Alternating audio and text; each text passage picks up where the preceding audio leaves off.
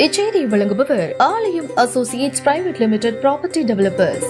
ஆலயம் associates private limited, number 52, third floor, 3B, Ram Darbar, sterling road, Nungambakkam, Chennai 6,34,000. அதிமுக பொறுப்புல இருந்தீங்க, இப்ப அதிமுக கொஞ்சம் முன்ன பின்ன பேசுறது, அதை பத்தி கோயில் அரசியல் பேசுவாங்க இல்ல, அது தலைமை முடிவு பண்ணுவாங்க.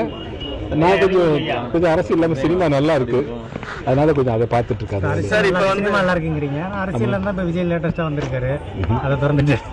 ஆமா, வாழ்த்துக்கள் அவருக்கு. சார், இப்போ வந்து சீமான் வந்து முன்னாடி ரஜினியை பத்தி விமர்சனமா பேசிட்டு இருந்தாரு. சரிங்க. தற்போது வந்து நேரடியா போய் சந்திச்சுட்டு சரிங்க அரசியல் காண்டிதான் அப்படின்ற மாதிரி எல்லாம் வெளில ஒரு சர்ச்சைக்குரிய பேச்செல்லாம் போயிட்டு இருக்கு. ஏன் சந்திச்சாருன்னு ரஜினி சாரும், எதுக்கு சந்திக்க போனார்னு சீமான் சார் தான் சொல்லணும். அதனால அவங்க ரெண்டு பேரும் அதை முடிவு பண்ணணும். அதனால ஏன் சந்திச்சாருன்னு அவர் சொல்லணும், ஏன் சந்திக்க போனார்னு இவர் சொல்லணும். நிறைய ரூமர்ஸ் இருக்கு, நான் ரெண்டு பேரும் பேசின அப்புறம் உண்மையை சொல்றேன். சீமானை பத்தி பல சர்ச்சைகள்லாம் எழுந்துகிட்டு இருக்கு, உங்களுக்கு நீங்க பார்த்துருப்பீங்க, அதை நீங்க எப்படி பாக்குறீங்க? சீமான் ஒரு நடிகராக எனக்கு தெரியும், அரசியல்வாதியா மாறி இருக்காரு. இப்போ இவங்க கூட நடிக்கிறார் படம். இப்போ நயன்தாராவோட ஹஸ்பண்ட் எடுக்கிற படம் எல்ஐசின்னு படத்தில் எல்ஐசி பேரை மாற்றிருக்காங்க, எல்ஐகேன்னு வச்சுருக்காங்கன்னு நினைக்கிறேன். ஸோ அந்த படத்தில் அவர் என் கூட ஆக்ட் பண்ணுறாரு. ஸோ நானும் அவர் தான் இப்போ பஞ்சாப்லாம் போயிருந்தோம். அதனால் நான் நேராக பார்த்து சில விஷயங்களை அவர்கிட்ட கிளாரிஃபை பண்ணிவிட்டு அப்புறம் உங்கள்கிட்ட நான் தகவல் கொடுத்தேன். அரசியல் வந்து விஜய் அரசியல் எப்படி பாருங்க, இளைஞர்கள் கொஞ்சம் அதிகமாக போகிற மாதிரி ஒரு தோற்றம் இருக்காங்க. கண்டிப்பாக போவாங்கன்னு நம்புகிறேன். அவர் வந்து அவருடைய முன்னெடுப்புக்கு என்ன மன்மார்ந்த வாழ்த்துக்கள்.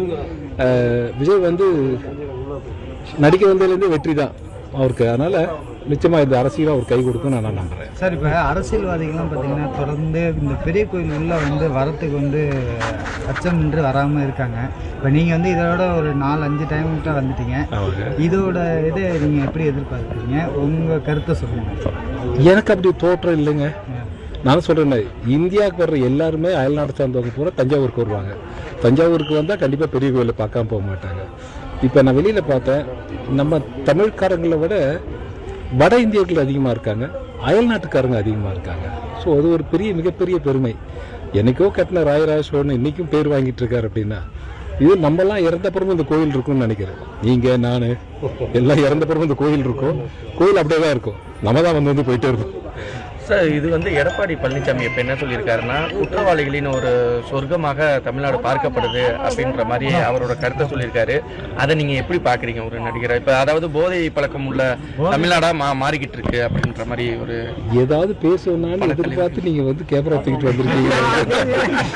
நிறைய பேசுவேன் நான் 2 மணி நேரம்லாம் மேடையில் 3 மணி நேரம்லாம் பேசக்கூடிய ஒரு, ஆனா நிறைய இருக்கு. நான் சொன்னதான் நிறைய ஸ்டோரி சொல்லிருக்கீங்க சார். இதே சொன்னீங்க தலைக்கு மேல நிறைய பேசுவேன். நான் இப்போ